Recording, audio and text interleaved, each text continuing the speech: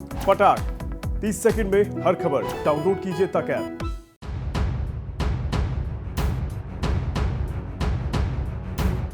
भारतीय शेयर बाजार का नाम सुनते ही तीन तस्वीरें दिमाग में बनने लगती हैं। एक ऊंची बिल्डिंग जिस पर एक डिस्प्ले लगी है। इस डिस्प्ले पर लाल और हरे अक्षरों में कुछ शब्द इधर से उधर लगातार तेजी से चलते रहते हैं। दूसरी एक बुल की मूर्ति। तीसरी तस्वीर कान पर फोन लगाए और कंप्यूटर में लगातार कुछ टाइप कर रहे लोगों की। ये तीनों तस्वीरें बॉम्बे स्टॉक एक्सचेंज यानी बीएसई से जुड़ी हैं। अक्सर ऐसी खबरें आती हैं कि शेयर बाजार में गिरावट से निवेशकों के लाखों करोड़ रुपए डूब गए। पर कभी आपने सोचा है कि डूबकर ये पैसे किसके पास जाते हैं? क्या आपको होने वाला नुकसान किसी और के पास मुनाफे के रूप में जाता है? तो इसका जवाब है नहीं, बल्कि ये पैसा गायब हो जाता है। कैसे? अब ये भी समझ लीजिए। दरअसल किसी शेयर की कीमत उसकी कंपनी के प्रदर्शन और घाटे मुनाफे के आकलन पर टिकी होती है।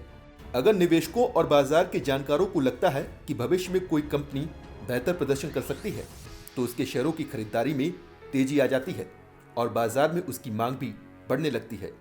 इसी तरह अगर किसी कंपनी के बारे में ये अनुमान लगे कि भविष्य में उसका मुनाफा कम होगा या कारोबार में सुस्ती आएगी, तो उसके शेयरों का खेल बिगड़ जाता है और कम कीमत पर बिकवाली शुरू हो जाती है। चूंकि बाजार डिमांड और सप्लाई के फॉर्मूले पर काम करता है, लिहाजा दोनों ही परिस्थितियों में शेयरों की कीमत घटती या बढ़ जाती है। अब इसे दूसरे तरीके से समझते हैं। बाजार में वास्तविक तौर पर कोई पैसा नहीं होता और किसी स्टॉक की कीमत महज उसकी वैल्यूएशन होती है। अगर आज आप कोई स्टॉक 100 रुपए के भाव से खरीद रहे हैं और दूसरे दिन कंपनी को लेकर आकलन बदल गया, जिससे शेयर की कीमत घटकर 80 रुपए पर आ गई। अब ये शेयर बेचने पर आपको तो 20 रुपए का नुकसान हुआ, लेकिन इसे खरीदने वाले को सीधे तौर पर कोई फायदा नहीं होगा। हाँ, अगर उस शेयर की वैल्यू दोबारा बढ़कर 100 रुपए पर पहुंच जाए, तो उसे बेचने पर 20 रुपए का फायदा जरूर हो जाएगा। कहते हैं शेयर बाजार सेंटीमेंट का खेल है, मतलब निवेशकों के सेंटीमेंट से शेयर की कीमत तय हो जाती है।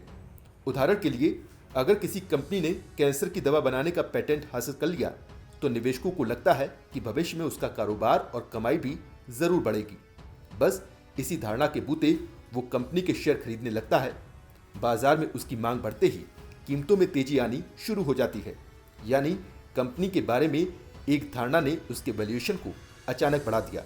इसे इम्प्लिसिट वैल्यू कहते हैं, जबकि कंपनी की वास्तविक कीमत उसकी कुल पूंजी में से देनदारियां घटाकर पता की जाती है।